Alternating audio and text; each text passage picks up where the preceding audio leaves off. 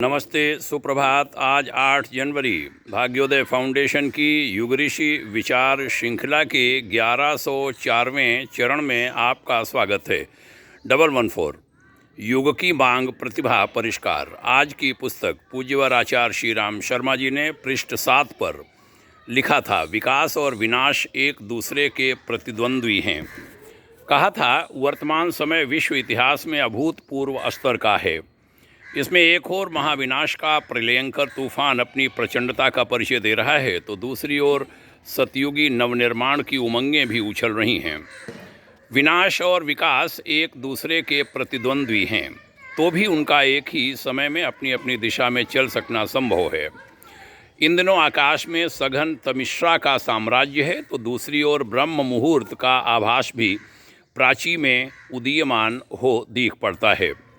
इन दोनों के समन्वय को देखते हुए ही यह समय युग संधि काल का समय माना गया है। ऐसे अवसरों पर किन्हीं प्रखर प्राणवानों को ही अपनी सही भूमिका निभानी पड़ती है।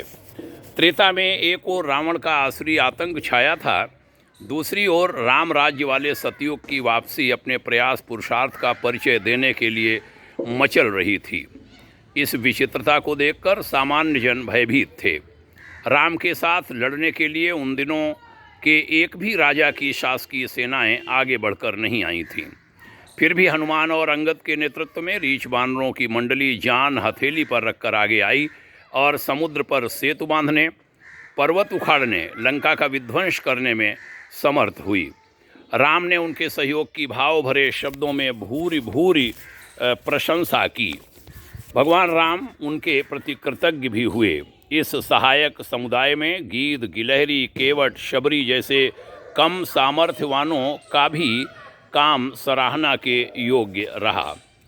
बहनों भाइयों, बड़ा सुंदर यह लेखांश युग ऋषि की कलम से, एक चिंतक मनीषी हिमालय के तपस्वी की लेखनी से आपने सुना। इसके लिए साधुवाद। यह विचार अन्य लोगों में भी पहुंचाइए, यह निवेदन करता हूं। मित्रों, आज के दिन जिन्होंने देश की आज़ादी के लिए अपने प्राण उत्सर्ग कर दिए थे, अथवा देश की आज़ादी को बचाने के लिए जिन्होंने प्राण लगा दिए, या उनके जन्म आज के दिन हुए, उन सभी को हम सबकी भाव भरी श्रद्धांजलि, विनम्र श्रद्धांजलि। उनके उत्तराधिकारी परिजनों के प्रति स्नेह भरी सद्भावना, भाग्योदय शुभकामना। ओम शांति।